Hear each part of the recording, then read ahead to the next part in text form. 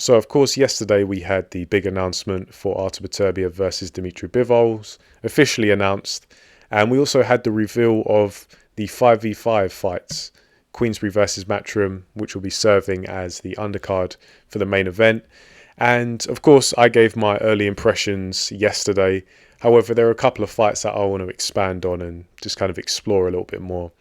Namely, the heavyweight fights, just because I have a bit of heavyweight favoritism, I'll be honest. It's just a division that intrigues me.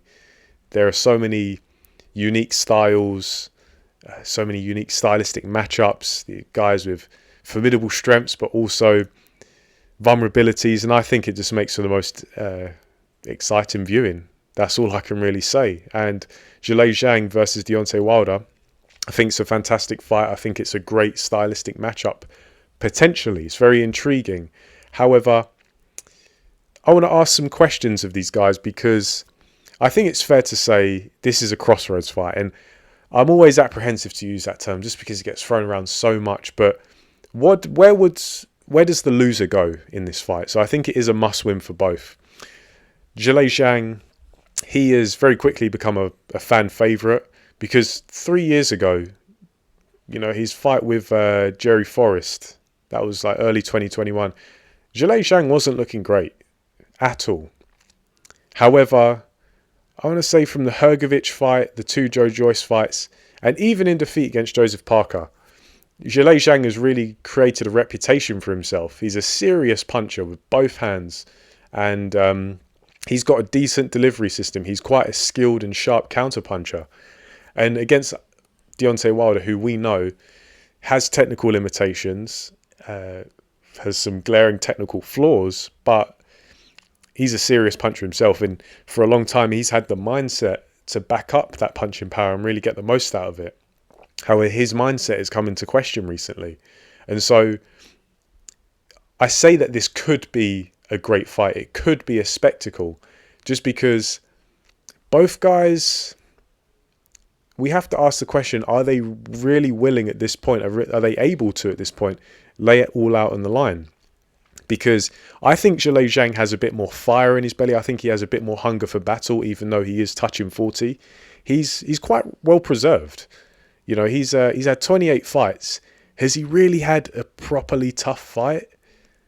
I don't think he has. Like the Hrgovic fight was tough because it was competitive, but I think Zhilei Zhang's a tough man. I don't think he's taken all that much punishment. He looks, for 40 years old, and we know heavyweights age slower, I think he's in good nick. And I think part of him is still striving to win a world title. And I think he's really enjoying this momentum he's had, even coming off the back of the Parker defeat. I think from that Parker fight, we can take away Zhilei Zhang. He really is a serious puncher because those knockdowns of Joseph Parker, I don't even think they were his Sunday best punches. So he's got some serious firepower.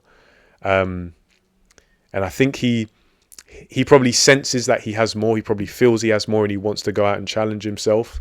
And of course, he's in the business of prize fighting. He wants that prize, and these Saudis are probably paying him stupid money that he can't turn down anyway. But then we have Deontay Wilder, who I'm looking at Deontay Wilder in the press conference yesterday, and I'm seeing a man who looks tired.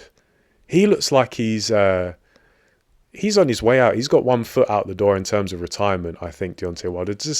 I know he's done his hair. He's got a new haircut back to like 2015 Wilder kind of looking hairdo going on. But, you see his hairline's thinning a little bit, which, hey, that's not the be all and end all. It happens to the best of us.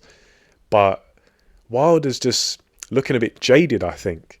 And the way he's talking, he's saying stuff that he said in the past, but it seems like he's saying it now because he's trying to convince himself that he's still that bronze bomber, and he's still got that fighting spirit, because despite Deontay Wilder's technical flaws, his glaring technical flaws, and his delusion and idiocy outside of the ring, he's always been a big puncher, and he's always had a serious heart and a fighter's mentality. You cannot take that away from Deontay Wilder. Criticise his resume, criticise his conduct, but in terms of when he's in the ring and he's in fight mode, his spirit, his heart, and his punching power, his ferocity is something to behold. And I don't think he gets enough credit for his heart, especially not from the wider boxing public. And so at this point, I think Deontay Wilder is trying to convince himself, I can do this. I can still be the bronze bomber. I can still get into a fight like this and come out on top by being that ferocious guy, which, if he's able to, that's no mean feat, because the defeats that he suffered to Tyson Fury, particularly the second one, but also the third one, that can really shake a man to his core when he has the mindset of Wilder, where he believes he's the baddest man on the planet. He's, yes, probably deluded, but he convinces himself that he is. And all of a sudden, the big fat Gypsy King comes along, and in that second fight, just set about him. Like, it was, as one-sided a fight as it could be. And then even in the third fight, because that second fight was one-sided, but even in the third fight, Deontay Wilder still had his moments. He knocked down Fury, and yes, he knocked Fury down in the first fight, but those first fight, the knockdowns in the first fight, they weren't as heavy. Whereas the ones in the third fight, they really seriously rocked Fury. Sent shockwaves going through his flab. I remember I pointed that out at the time, and people seemed to really like that observation, but it's true. He had some very good success against Fury in those knockdowns, but Fury still got up and still proceeded to flatten him. That can shake a man to his core, and he might never be the same. And of course, Wilder's extracurricular activities out in the jungle, sipping on the jungle juice. Don't underestimate. I've never done that. I've got to hold my hands up. I don't really plan to either. But these kind of profound experiences, they can really change a person's outlook on life. And in boxing, where it's such an extreme sport and you have to be all or nothing, you have to be in it to win it, particularly when you're not a slickster, you're not a pure boxer like Deontay Wilder is, when you're banking on that intensity. As soon as that goes, you might be a spent force. So because of that psychological dynamic, where I suspect that Zhang has a bit more fire at this point, also Zhang's skill, I'm slightly favouring him just as an early prediction.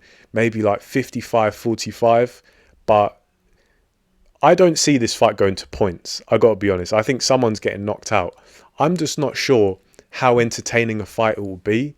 Does Zhilei Zhang have the output to... Does he have the work rate? Because his stamina is kind of suspect at the best of times. Is he going to be able to fight consistently to make it an entertaining fight, or to stay on top of Deontay Wilder? And on the flip side, is Deontay Wilder, is his mind in it to actually let his hands go? So I suspect that we are going to probably get a spectacular knockout. I'm just not sure if the fight leading up to it is going to be a spectacle.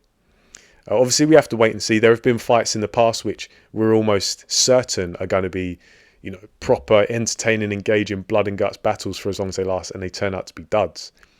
So time will tell. We have to see the end product. But I suspect this fight will end in a bang, or end with a bang. I'm just not sure if it's going to be a real competitive back and forth. But as I say, we'll see.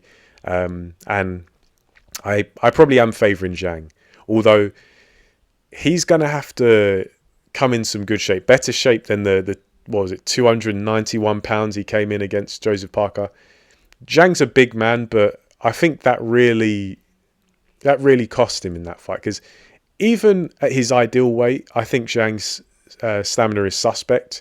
I think he's just more of a power-orientated fighter. He's a bit more of a powerful, forceful, explosive athlete rather than a balanced or an endurance athlete. Or endurant athlete, I should say. And so I don't think Zhang's ever going to have brilliant stamina, but I think there's still an ideal for him, and I don't think 291 pounds is it.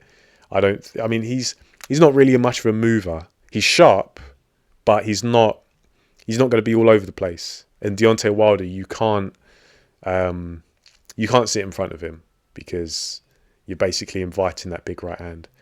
So it is an interesting fight. And of course, the closer it comes, we can unpack it and, do our little studies and formulate our proper final predictions. But just my early thoughts on this one.